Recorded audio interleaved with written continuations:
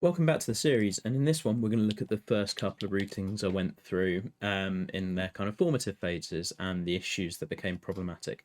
The first one, as you can see immediately, was incomplete. I kind of got nowhere with it. I did this on a Twitch stream, which links in the description.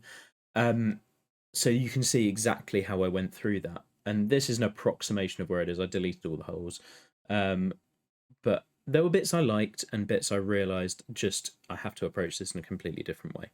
So the first hole, for example, got that nice open look as we thought. There's nothing here that's really speaking to me as a golf hole, but I like the green site. There's a little runoff just here. There's that behind, and an opening kind of gentle handshake works well. For two, it was I kind of always wanted this sort of a par three, but then I looked at going straight back in this direction, and actually you don't have much to work with in terms of distance. So that made me think, well, we have to go a bit further away still, and I don't want to open on a par five, so par four followed by par three made sense, and that took us this way, which frees up room for three. Neither of them are necessarily stunning golf holes. So I was kind of starting with this stretch of like, that's okay. There's probably I could make something there, but it's fine. Nothing special. Three again, like there's some land, but nothing's really leaping out at me. Like, I'm sure I could make good golf holes there, but not necessarily great ones. Four I really liked, and I felt like this was worth trying to keep, which is why two and three are where they are.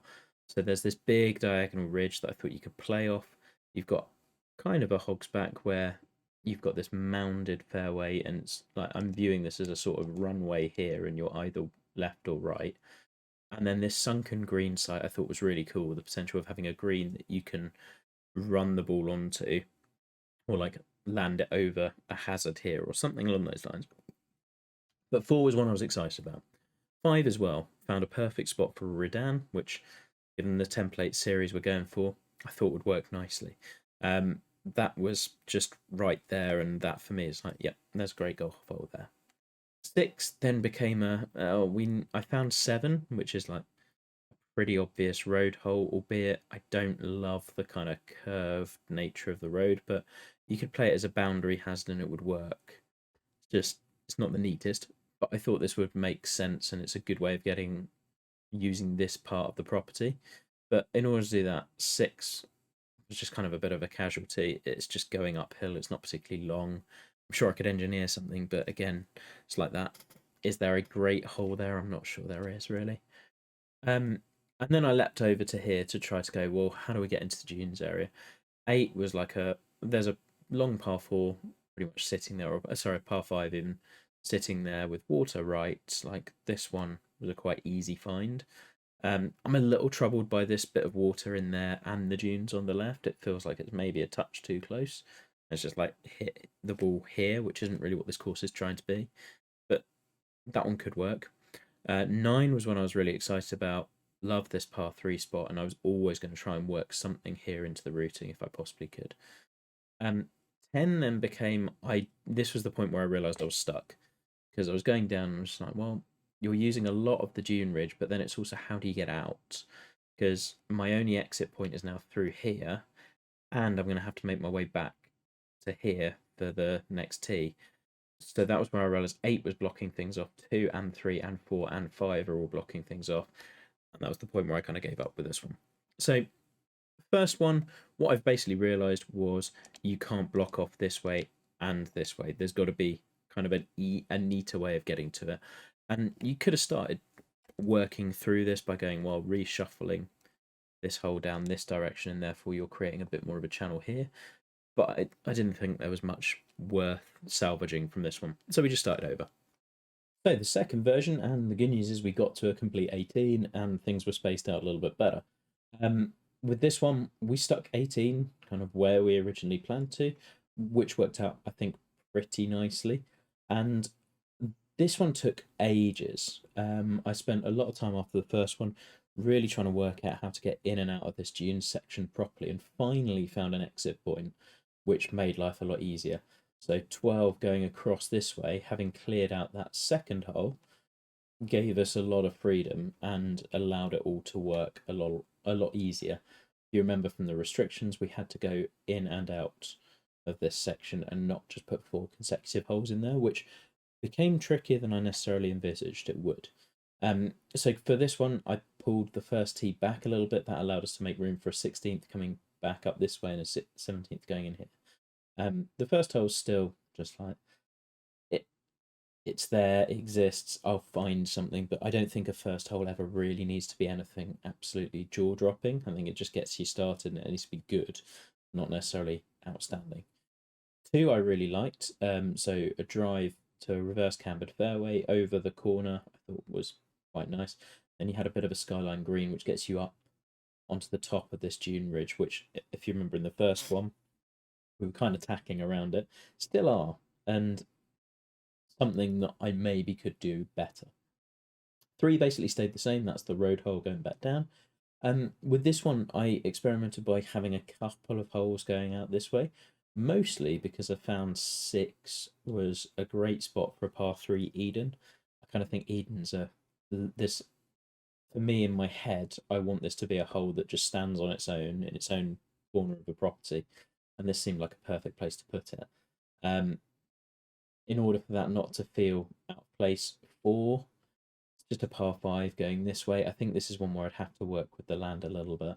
And 5 coming back, I think gets a nice little green site overlooking it, which again I like. 7 was then going back down this way as a long, and it's using this spit of land, but because it's a long par 5, we're not necessarily going for it in 2. And if you are, I think you can expect to bite off a lot of danger. So I'm okay with the water here. I'm not envisaging this bit of water to ever come into play, nor this, because I always want to be careful about these little water bodies. Following the long, we've got short, straight into the sun. There's something around here. I've just placed it for the moment, but a short par 3 can pretty much fit anywhere. Then our entry point into the dunes was 9, so there's a good wide corridor here. I've taken this water body out of play other than visually, so the only water in play is here, which I think works a bit neater. And then you've got something here. Whether that becomes a cape hole, I'm not entirely sure. That par 3 that used to be here, in order to pull it back a little bit and create a bit more space, became this one. Still gets it's quite cramped and close, but I think it can work. 11, there's a really cool hole here along the dunes.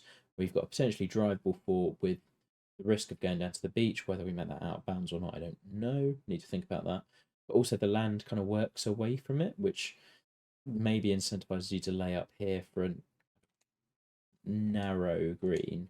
I think could be interesting, where if you hit it long, you've got a tough pitch up there. Probably not that narrow. 12, as discussed, was our exit point. There was a couple of options here, actually. Could have done a par 3, but up to here or over to here. But actually, we've just had a par 3. We've had one on 8 as well. Just getting over it and a nice, simple blind tee shot to a generous fairway seemed to make sense.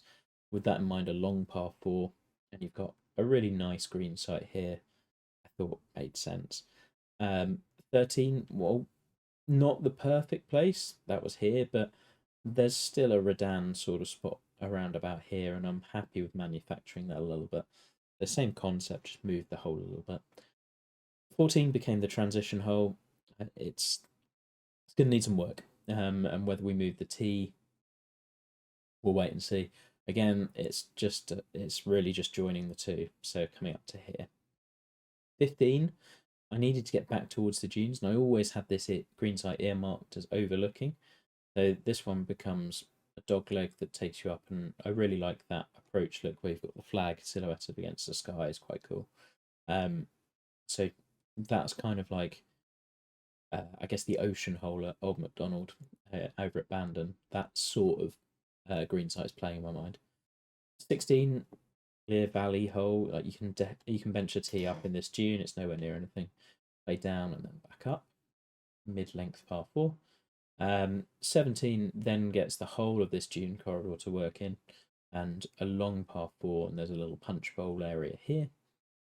And then finally we have 18, which will allow us to play all the way back up the screen, overlooking those bluffs.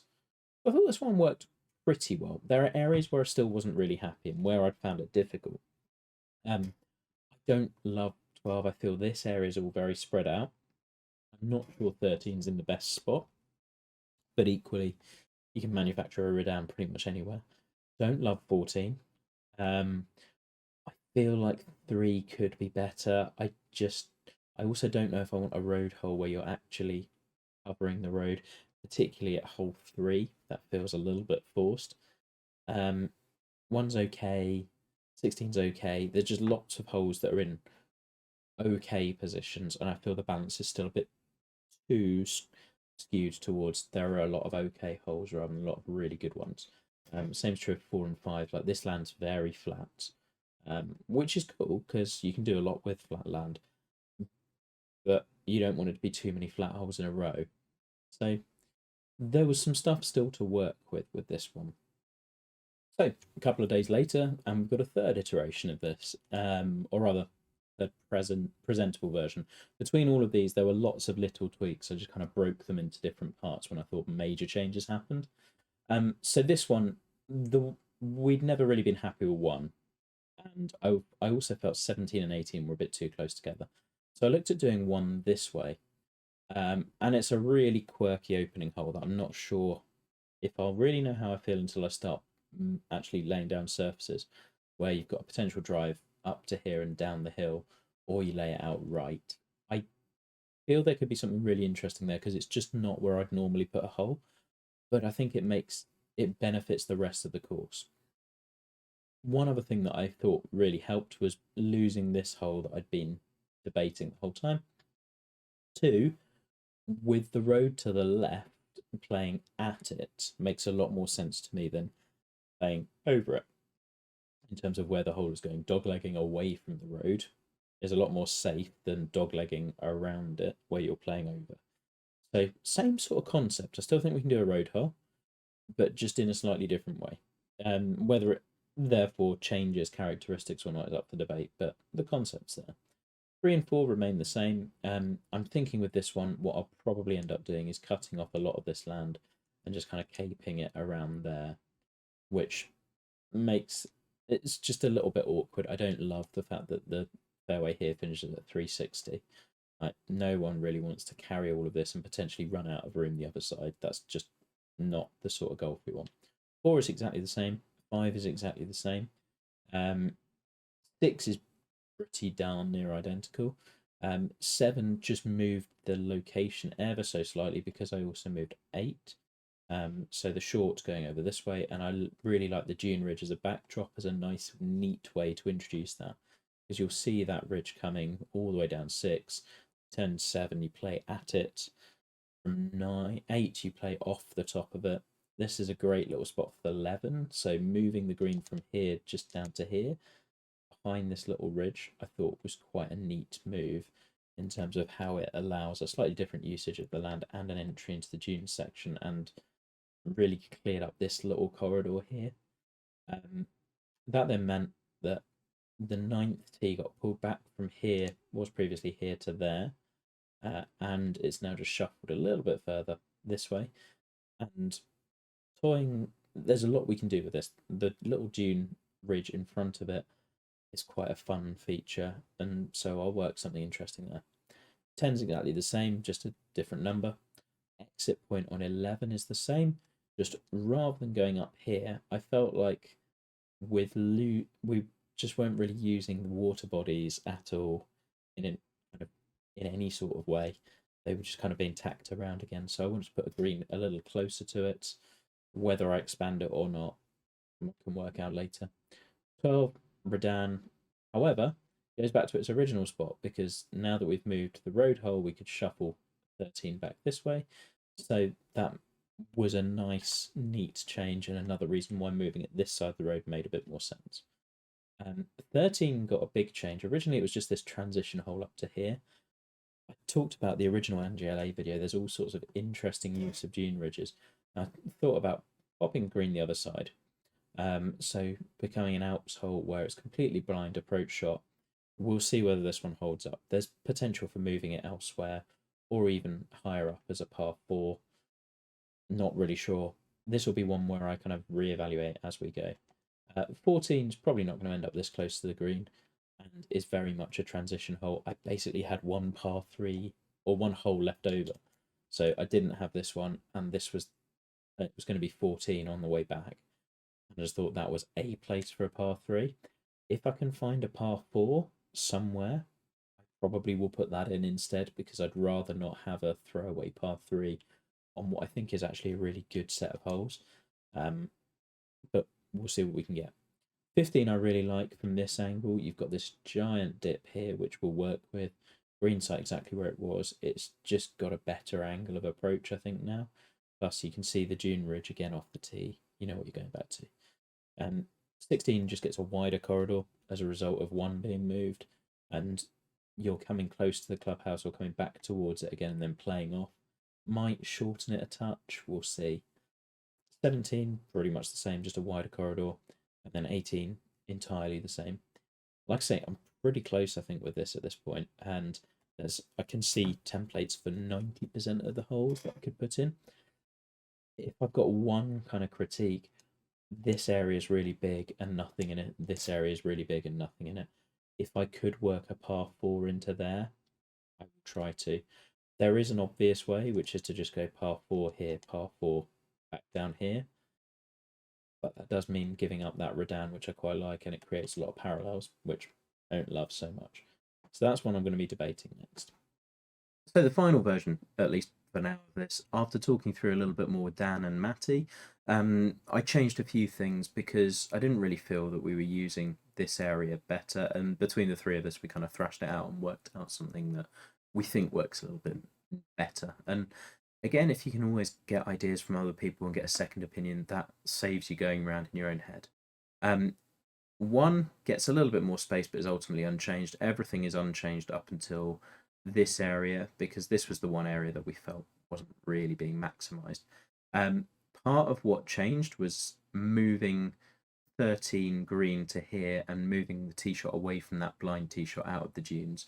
By moving the tee over to here, well, it means that you can see where you're going. It means that I can bring that water into play, whereas I didn't feel I could when it was blind, for obvious reasons. When you can see where you're going, I can bring that in a little bit more, and then you've got that along with the kind of low profile green site, I think fits well after that wilder kind of dune section. Redan stays the same. There's plenty of latitude to move this tee over. Then means I could fit in 2 more holes before getting back up to 15. And the one that needed to go really was this 13th hole that was going up here because there was no way of keeping this green and this tee and still fitting in the 2. Whereas once it went back and forth, that made it work quite nicely. 13 is actually pretty flat, tee to green, so there's only 3 feet of elevation change, but it's quite a lot of broken ground as we go over it. And I really like the green side. As you'll see, the 2 lines are kind of how my mind envisions this green side a little bit, where there's a fall off this side and a fall off this side, and they're kind of working in triangles, which makes it a bit narrower the more bold you are in trying to get to the back of the green. So that could potentially be interesting. There's possibility of doing some sort of hogs back work here with how broken the ground is as well. Would be interesting and fit kind of the length of the hole. 14's a long par 4, and again playing into this dune and on top of it. So this is probably going to be our out. So we'll have to cut a green site down in here, similar to the NGLA one. But that's our way up. We'll give you a little view of that first green again, which is quite cool. 15 then plays back off. It is basically the same hole as it was. And the only other change is then 16 becomes shorter. I never really liked going all the way up here because I didn't love going so close to the clubhouse and then you feel like you're home and then back we go again for 2 last holes. Whereas I think if you're playing still a little further away, even if it's not by much, that makes a little bit of a difference. So that's just a 360 odd yard hole, which will allow me to give a little bit of a different challenge to the longer holes that have preceded it.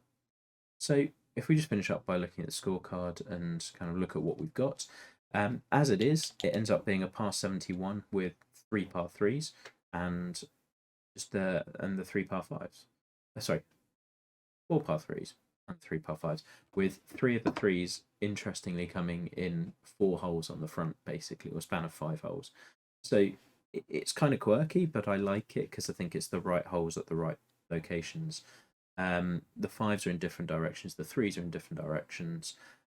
We've got a range of hole lengths, so 3 par 4s under 400 yards, so 16, 10, and 1. They're spread out pretty nicely with 8 in the middle as a relatively short par 4 as well. The par threes, whilst you wait a little while to get to one, they then come pretty thick and fast. And then the closing stretch of lots of fours, I think, is good because I think they're all really interesting and different. So I think those will keep you going quite nicely before you get to that closing par five. Um, Other things I also really like, I like that we've got the long par five kind of middle of the front nine works pretty well. That's where you go. That long short combo, I think, is a good one to have. And otherwise, the rest of the par fours are spread at pretty good lengths. So 420, 440, 450, 450 again, but those two are going to play very differently. 460, we've got a four. I toyed with making this one 480, but I think given that it's got this very long one afterwards, I might have shortened it. So we'll see. Bearing in mind that this is quite a long approach as well, I kind of wanted to soften this a touch, but that'll be one that I. So I did say there'd be one more tweak, and there was. Ended up removing 7. The land it was on was fine, but visually it felt very similar to the Eden we're going to have on 5. And 6 is coming away from this little spit. It's potentially very cool, but a little bit awkward as well. Just to go to where the old 7th green site was. Well, that does. The reason for that was because I found another par 3 site that I really liked over on 16, which gets this downhill look over the clubhouse and means that we're using this hill area, which you can see is built out a little bit more, is much more of a gathering point. So you've got 3 greens benched into it and 3 tees, which I think is quite cool. And it's happened quite naturally as well. It then means we can play down. This one offers a bit more of an elevation change. It's a par 3 in a different direction, and it then means you're getting that view of the clubhouse once more before heading out for 17 and 18. So I do like this. My one concern is just it's a weird one. I feel like I don't like returning to the clubhouse at 16 and then going back off and out again for 2 more holes. But I guess it would offer you the possibility of walking in after 16 if your match was done. Just a I guess more a like feeling of a routing's a journey that takes you out and you explore everything. You kind of don't want to come back and then feel like there's 2 additional holes, if that makes sense. What that does mean in terms of scorecard is that we're balanced up surprisingly neatly now. 36, 36, 2 par 5s, 2 par 3s, rather than the slightly more unbalanced one. Still quite a long course, which I'm okay with. The other reason if it's balanced now is that I made the Alps hole 13 into a par 5, which I think will work better with the layup options and just as how that hole develops. And that actually happened on a stream, which you can always go and catch. So that's where we're at. Hopefully you've enjoyed. See you again soon.